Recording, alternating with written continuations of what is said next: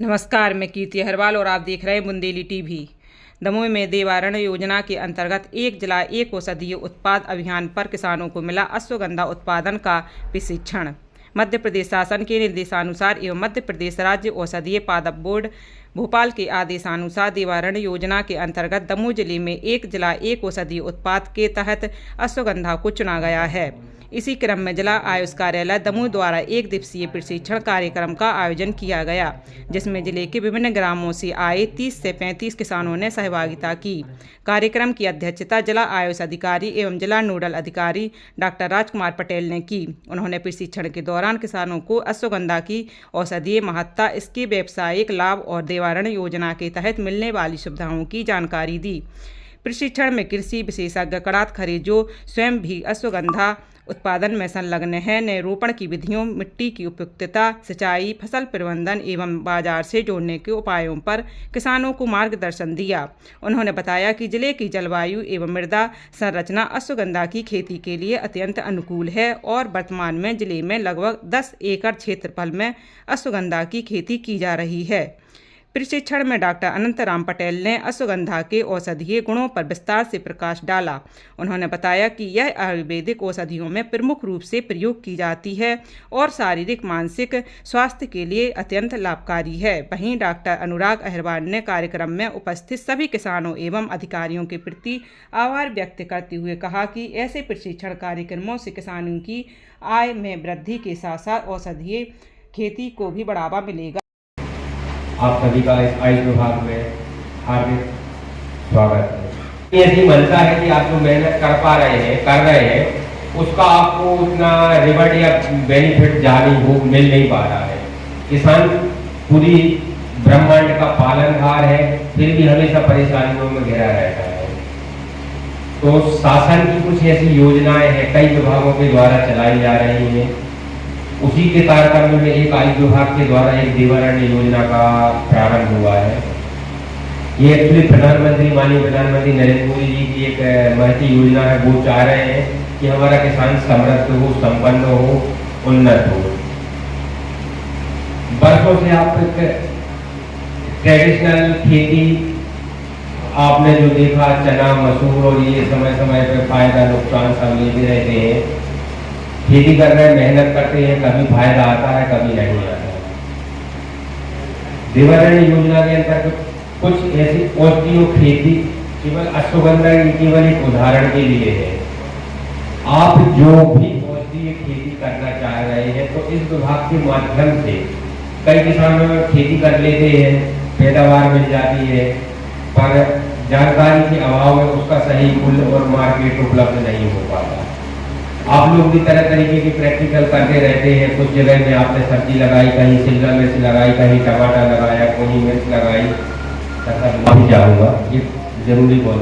तो इस देवारण योजना के अंतर्गत केवल आपके लिए ही, हित के लिए ही योजना आई है कि आप अधिक से अधिक ट्रेडिशनल खेती को छोड़ के कुछ एकड़ 2 एकड़ में आप मेहनत कर ही रहे हैं, तो उसमें कुछ ऐसी फसलों या खेतियों का उत्पादन करें जिससे हम कुछ औषधीय जो अपनी दवाइयों में, आयुर्वेदिक दवाइयों में बनाने में इसका अश्वगंधा, मुझे लग रहा कि ऐसा कोई यहाँ नहीं होगा जिसने नाम नहीं सुना होगा, कभी आपने देखा नहीं होगा, पैदावार नहीं की होगी, पर नाम सबने सुना होगा।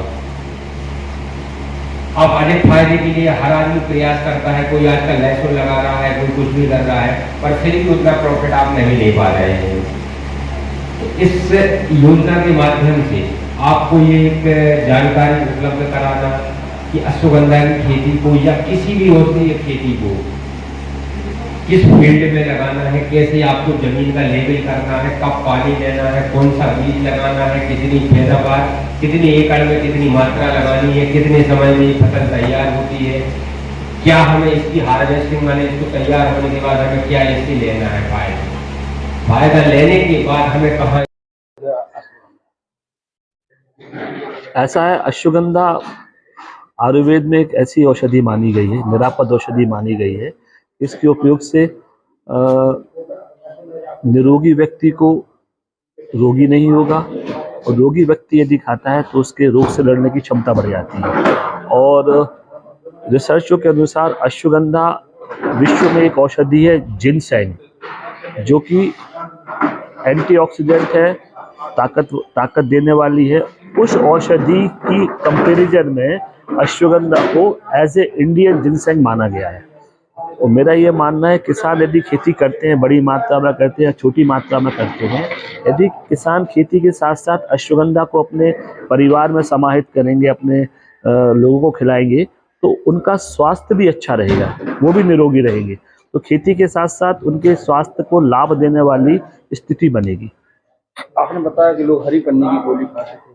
जी हाँ, मैंने ये बताया है कि बुंदेलखंड में एक समस्या है, जैसा मेरा अनुभव रहा है, क्योंकि मैं जड़ी बूटी क्षेत्र में काम करता हूँ। एक हरी पन्नी की गोली होती है जो कि हर किराने की दुकान में मिलती है। और मेरा ये मानना है कि जो श्रमिक वर्ग है या लोगों को विभिन्न रोगों के कारण हर फूटन की समस्या होती है, शाम को पैर दर्द हो रहे हैं, हाथ पैर दर्द हो रहे हैं, तो वह वर्ग किराने की दुकान जाता है, हरी पन्नी की गोली लेता है, खा लेता है, तो उसको उससे आराम मिल जाता है। तो हरी पन्नी की गोली जो है किराने का आइटम बन गई है। यदि अश्वगंधा जैसी औषधियाँ जनमानस में लोकप्रिय बनाई जाए, तो आप हरी पन्नी की गोली ना खा के 1 चम्मच अश्वगंधा खा लीजिए, तो निरापद भी है, आपको हरी पन्नी गोली की अपेक्षा ज़्यादा आराम देगी। स्ट्रेस फ्री नींद आती है अश्वगंधा से। तो अश्वगंधा की खेती के साथ साथ लोगों में अश्वगंधा का उपयोग करने का भी प्रचार प्रसार होना चाहिए, क्योंकि आजकल नींद की समस्या भी सबसे बड़ी समस्या, लोगों को कंटिन्यूस अच्छी नींद नहीं आ रही, और अश्वगंधा एंटी स्ट्रेस के रूप में बहुत अच्छी निंद्राजनक औषधि भी है। योजना अंतर्गत एक दिवसीय प्रशिक्षण रहा, अश्वगंधा के बारे में जानकारी दी है, किसानों में क्या रुचि दिखा? देवयारण योजना के तहत आज किसानों का अश्वगंधा की खेती के प्रोत्साहन युक्त एक ट्रेनिंग कार्यक्रम था। किसानों ने बहुत रुचि दिखाई है, और इस पूरे ट्रेनिंग कार्यक्रम में किसानों ने अश्वगंधा की खेती के सभी आने वाली परेशानियां, मार्केटिंग व्यवस्था, इसके बारे में जानकारी ली और रुचिपूर्वक भाग लिया। अश्वगंधा की खेती होती है, लेकिन लोगों को व्यापक मार्केट नहीं होता। देखिए, औषधि खेती में या परंपरागत खेती से हटके कोई भी खेती की जाती है, एक नई व्यवस्था के तहत किसानों को मार्केटिंग की समस्या होती है। औषधि खेती में भी ये समस्या है, लेकिन आजकल चूंकि सोशल मीडिया और इन सब चीजों के कारण आपका कम्युनिकेशन सब लोगों से हो जाता है। तो जब हम लोग ने खेती शुरू की थी आज से 20-25 साल पहले, उस समय की अपेक्षा इस समय थोड़ी सी मार्केट की सुलभता है। यदि किसान खेती करता है तो उसका माल बिकने की संभावना ज्यादा। हम लोग तो खेती करते थे, अब शुरू किया था मैंने 1997-98 में।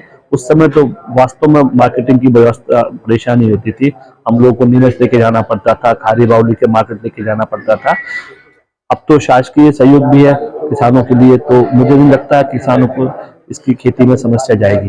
लेकिन मार्केटिंग के लिए बात जरूर है कि मार्केटिंग के लिए किसी भी कंपनी या किसी भी व्यापारी को इतनी मात्रा में माल मिलना चाहिए कि वो यहाँ आके आपका माल प्रोक्योर कर सके। तो क्वांटिटी के कारण मार्केटिंग में समस्या आ सकती है इसमें, लेकिन मुझे लगता नहीं है ऐसी दिक्कत आएगी। और मेरा भी रुद्राक्ष करके संस्थान है, तो कुछ मात्रा में तो किसानों से मैंने भी लेने का किसानों को किया है कि जितनी मेरी क्षमता है, उस क्षमता के आधार पर किसानों से मैं